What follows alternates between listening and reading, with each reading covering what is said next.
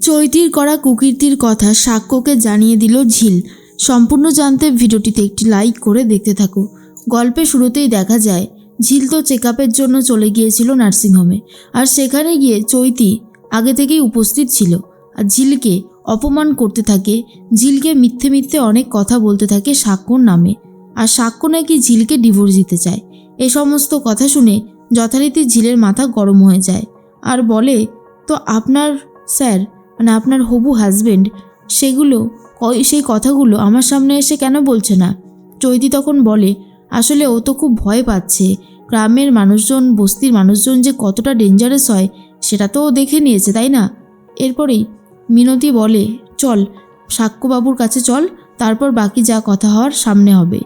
এরপরেই সাক্ষ্য তখন বলে, তোমার আসার কথা ছিল তো আর একটু আগে, এত লেট হলো কেন? আর গাড়িতেই বা আসুনি কেন? ঝিল তখন বলে, আমি কখন আসবো, কেন আমার লেট হবে, সেই কৈফিয়ত কি আমি আপনাকে দেব? আমি কেন দেব আপনাকে? কোনোভাবেই দেব না। সাক্ষ্য ভাবে, হঠাৎ করে আবার কি হলো, এতটা বেশি রেগে গেল? এই ম্যাডামের যে কখন রাগ হয়, কখন যে কি করে, সেটাই যেন আমি বুঝে উঠতে পারি না। এরপর সাক্ষ্য বলে, তোমাকে ভালোর জন্যই তো সব কিছু বলি, তুমি কি সেটা বুঝতে পারো, নাকি না বোঝার ভান করো? কোনটা?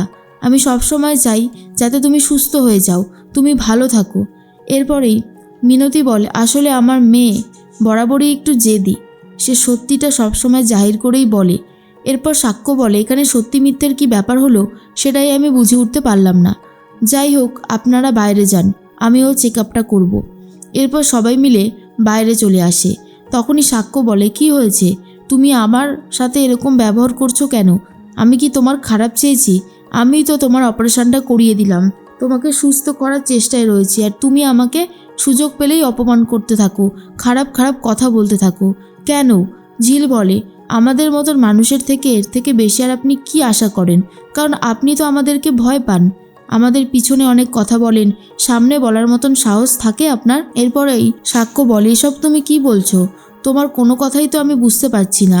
তোমার কি কিছু হয়েছে? কেউ কি তোমাকে কিছু বলেছে? ঝিল তখন বলে, আমাকে কে কি বলবে, যেটা সত্যি সেটাই জানি, সেটাই বলেছি। এর মধ্যেই চলে এসেছে চৈতি। চৈতিকে দেখার পরেই সাক্ষ্য তখন বলে, কি ব্যাপার, তুই হুট করে না বলে কয়ে আমার কেবিনে চলে আসলি? তুই তো দেখছিস আমি পেশেন্ট দেখছি, আর একবার তো নক করে অন্তত আসবি। এইভাবে হুটপাট চলে আসাটা তো ঠিক নয়, অন্তত পারমিশন নিয়ে আসতে হয়। রোগীর প্রাইভেসি বলেও তো একটা ব্যাপার থাকে। তখনই চৈতি বলে, সরি, আচ্ছা ঝিল, আমি এখানে এসেছি বলে কি তোমার প্রাইভেসি নষ্ট হয়েছে? তুমি কি আমাকে কিছু বলবে? বলতে পারো যদি কোনো খারাপ কিছু করে থাকি। ঝিল তখন বলে, না, কেন কিছু বলতে যাব? আমার কি কিছু বলার অধিকার আছে নাকি? তাই যদি থাকতো তাহলে হয়তো বলতাম। এরপর সাক্ষ্য বলে, আমি এখন পেশেন্ট দেখছি, তুই দয়া করে এখান থেকে বাইরে যা, পেশেন্ট দেখার সময় অন্তত জ্বালাস না, বুঝতে পেরেছিস? চৈতি বলে, তো দেখ না পেশেন্ট, আমি কি তোকে পেশেন্ট দেখতে বারণ করেছি? আমি তো এখনও বলছি তুই ভালো করে পেশেন্ট দেখ। আমি শুধু দেখতে এসেছি ঝিল কেমন আছে, ঝিল কতটা সুস্থ হয়ে গেছে, এইটুকু আমি কি দেখতে আসতে পারি না? তখন সাক্ষ্য বলে, হয়েছে দেখা, এবার অন্তত যা। চৈতিকে বার করে দিয়ে সাক্ষ্য তখন বলে, তুমি ঠিক সময় খাওয়া দাওয়া করছো, ঠিক সময় ওষুধগুলো খাচ্ছ তো? তোমার কি মনে হয় আমি কি কোনো ভুল অপারেশন করেছি যে তোমার সুস্থ হতে এতটা সময় লাগছে? এরপরই ঝিল বলে, কেন আমার এরকমই বা হঠাৎ করে মনে হবে কেন? আমি জানি আপনি ঠিক অপারেশনই করেছেন, আপনি একজন ডাক্তার, আর আপনি কখনো কোনো ভুল করতে পারেন? আমার তো সেটা মনে হয় না। কিন্তু ঝিলের এই কথাগুলো শুনে সাক্ষ্যর খুব খারাপ লাগে। সাক্ষ্য তখন ভাবে, শুধু শুধু আমাকে অপমান করে, কেন যে এইভাবে অপমানগুলো করে সেটাই বুঝে উঠতে পারি না। তার মধ্যেই ঝিল বলে, হয়েছে আমার ট্রিটমেন্ট করা, এবার আমি বাড়ি যাব। তখন সাক্ষ্য বলে, এত তাড়াহুড়ো কিসের জন্য? তুমি তো ডাক্তারের কাছে এসেছো, সব ট্রিটমেন্ট করাবে তারপর তো যাবে, নাকি হাফ ট্রিটমেন্ট করিয়ে নিয়ে বাড়ি চলে যাবে? এত ব্যস্ততা কিসের জন্য? কি করবে বাড়ি গিয়ে? ঝিল তখন বলে, যাই করি না কেন সেটা আমি আপনাকে জানাবো না, আর এই কাগজটা রাখুন, আমি ঘর থেকে বেরিয়ে যাব যখন তারপরেই পড়বেন, তার আগে নয়। সাক্ষ্য তখন ভাবে, হয়তো ঝিল লাভ লেটার দিয়েছে। ঝিল তো মনের মধ্যে যা রয়েছে মুখে প্রকাশ করতে পারে না, তাই হয়তো চিঠিতে লিখে জানিয়েছে, কিন্তু সেটা যে ডিভোর্স পেপার রয়েছে সেটা এখনো পর্যন্ত জানেই না সাক্ষ্য। এরপরেই চলে এসেছে মিলি আর মিনতিরা, আর বলে, সাক্ষ্যবাবু হয়ে গেছে তো, মানে চেক আপ করা, আমরা তাহলে ওকে নিয়ে যাব। সাক্ষ্যবাবু তখন বলে, হ্যাঁ চেক আপ করা হয়ে গেছে, আপনার মেয়ে একদমই কোনো কথা শোনে না, এরপর কিছু হলে কিন্তু আমার কোনোভাবেই দায়ী থাকবে না, আমি আগে থেকেই বলে দিলাম। তখন মিলি বলে, আমরা তো সবসময় আপনার কথা মতোই সব কিছু করারও চেষ্টা করি। এরপর প্রেসক্রিপশানটা ঝিলকে দিয়ে বলে, আমি এই প্রেসক্রিপশানটা প্রেসক্রিপশনটা নিয়ে সব ওষুধপত্র পাঠিয়ে দেবো। কিন্তু ঝিল তখন বলে, লাগবে না, এত সাহায্য কে করতে বলেছে বলুন তো, এত সাহায্য করতে হবে না, আমি সবটা কিনে নিতে পারবো, এইটুকু টাকা পয়সা আমাদের কাছে আছে।